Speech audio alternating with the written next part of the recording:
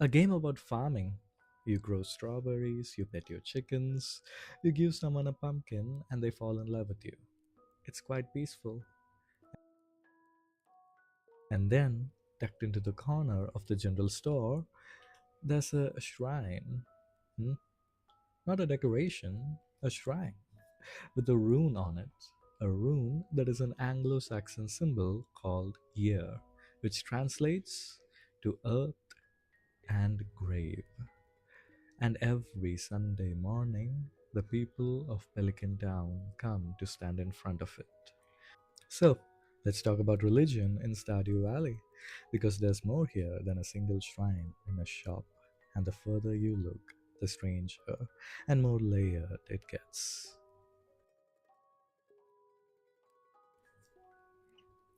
The religion of Stardew Valley has a name. It's called Yoba. It's monotheistic, one deity, one creation story, one set of observances. On paper, it looks like a tidy little fantasy religion, the kind games slap in to make a world feel lived in. But here's what's actually in it. In the museum library, you can find a book called Highlights from the Book of Yopa. It contains the creation myth. Before time, there was only the endless golden light. The light called out to itself, Yoba. Yoba wanted more.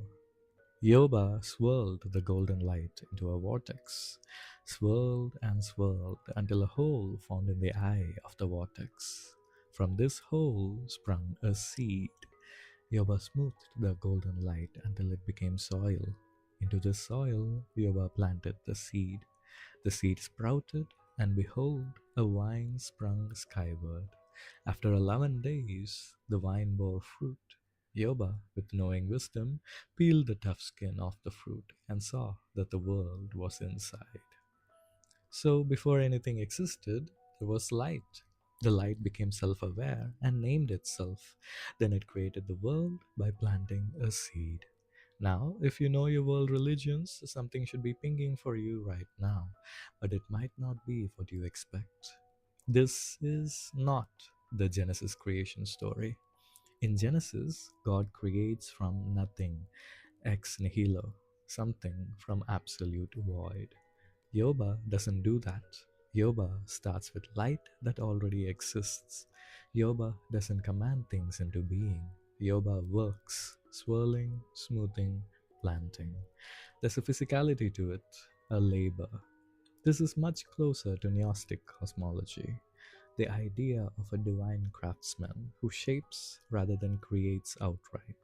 The Gnostics call this figure the demiurge, a maker, not an all powerful god, but a god who builds. And there's something else, the number 11. The vine takes 11 days to bear fruit. In many ancient traditions, Hebrew, Sumerian, Mesopotamian, numbers in creation myths are never accidental. 11 specifically appears in the Epic of Gilgamesh and certain Kabbalistic texts as a number of chaos, of incompletion. The number just before the sacred 12. Whether concerned ape intended this or not, it's there. Then there's the symbol. The Yoba rune is the final rune in the Anglo Saxon runic poem, the last one. And the poem's treatment of it is sobering.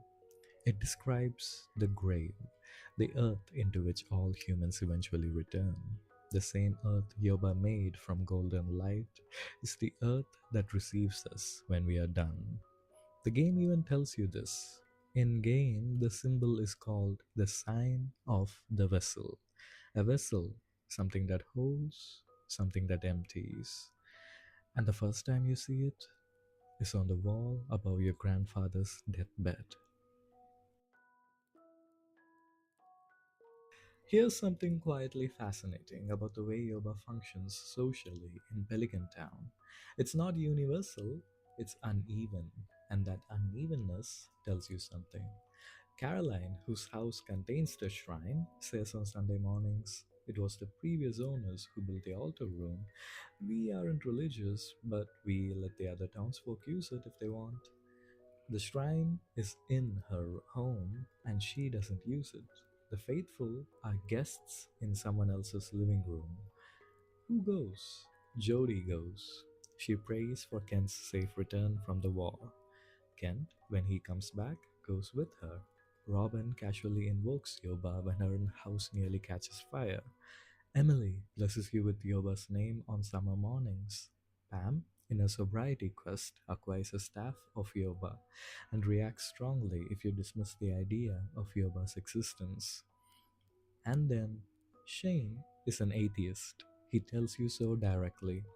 His own name, which means gift from Yoba, he calls after marriage. What a joke! That's not apathy, that's pain given a theological address. And then there's Krobus. Krobus, the shadow person who lives in the sewers, the being of darkness who cannot walk in sunlight, keeps a day of silence on Fridays as a devotion to Yoba, the god of golden light. In real world religion, there are rich traditions of interfaith worship that transcends incompatible cosmologies. The way Sufi Islam absorbed elements of Neoplatonism, or the way early Christianity incorporated Roman and Greek religious vocabulary.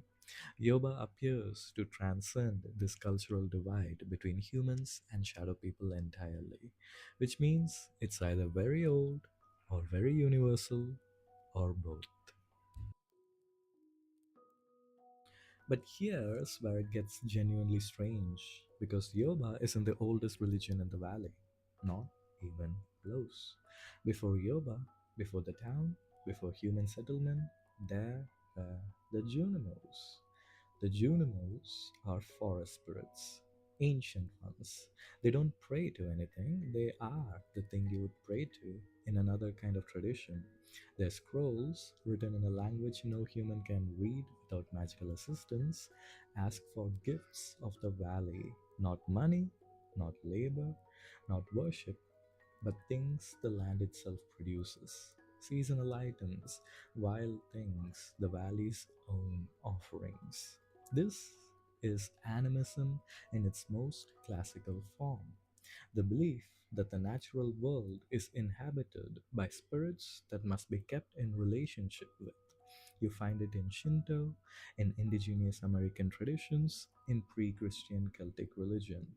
The spirits aren't separate from nature, they are nature. And what they ask of you is participation, reciprocity. Thank you, they say. Not well done, thank you. Their exchange is mutual. And here is where Stardew Valley makes its most theological statement.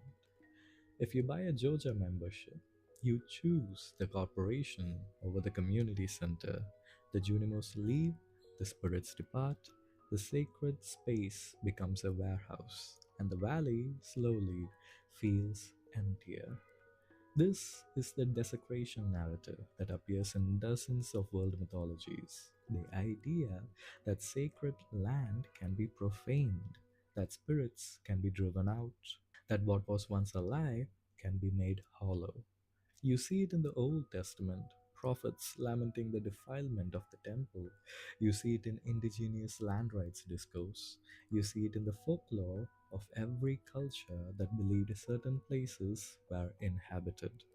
Concerned Ape gives you the choice to commit the desecration, and the game remembers. Now, let's talk about the religions nobody in the valley calls religions. Your grandfather dies in the opening cutscene. His ghost returns at the beginning of year 3 to evaluate you. He stands before a shrine. Candles light. One, two, three, four, depending on how well you lived. This is one of the oldest religious concepts in human history, the psychostasia, the weighing of the soul. In ancient Egyptian religion, the dead were brought before Osiris, and their heart was weighed on a scale against the feather of Ma'at, the feather of truth and order. If your heart was lighter than the feather, you passed into paradise. If heavier, it was devoured. In the Norse tradition, the dead were received by Odin and judged for how they'd lived. Had they died honorably? Had they been courageous? Had they kept faith? Grandpa's evaluation uses points, financial success, skill levels, friendships, community contributions.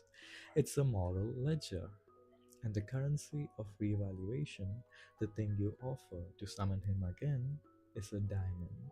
The hardest, most enduring thing that the earth produces, the most compressed form of the very soil Yoba made from golden light. Nobody in the game calls this a religious ritual, but it simply is one. Mr. Chi knows things he shouldn't know. He leaves notes in impossible places. He sets challenges, watches you complete them, and rewards you with a currency that exists outside the normal economy. Chi gems, usable only in his domain. This is the structure of a mystery religion. In the ancient world, the Eleusinian mysteries in Greece, the Mithraic mysteries in Rome, an unknowable figure set initiates a series of trials. Completion unlocked access to deeper knowledge or a higher plane. The figure was never fully explained. The point wasn't explanation, the point was transformation through ordeal. Mr. Chi never explains himself. You never learn what he is. You simply do what he asks, and in doing so, become something you weren't before. Magnus Rasmodius is the valley's resident heretic. He lives outside the town, in a tower most people never visit. He practices magic the townspeople do not acknowledge. He has a dark past involving a woman the town only knows as a curse caster. Every religious tradition generates its heretics, the ones who access sacred power through unofficial channels. In medieval Europe, the figure of the wise man or woman living at the village margin, consulted in secret, officially condemned, was ubiquitous. The wizard is this figure precisely, and the witch is his estranged counterpart, the one whose power is feared rather than consulted, who has retreated further out to real exile. Their story, a marriage, a betrayal, a curse, a separation, reads like a fallen cosmological pair. You find it in Gnostic mythology, in Hindu traditions, in Norse stories of Odin and Freya. Two powerful beings whose relationship to each other shapes the condition of the world around them without the world knowing why. And then there's the thing underneath all of it.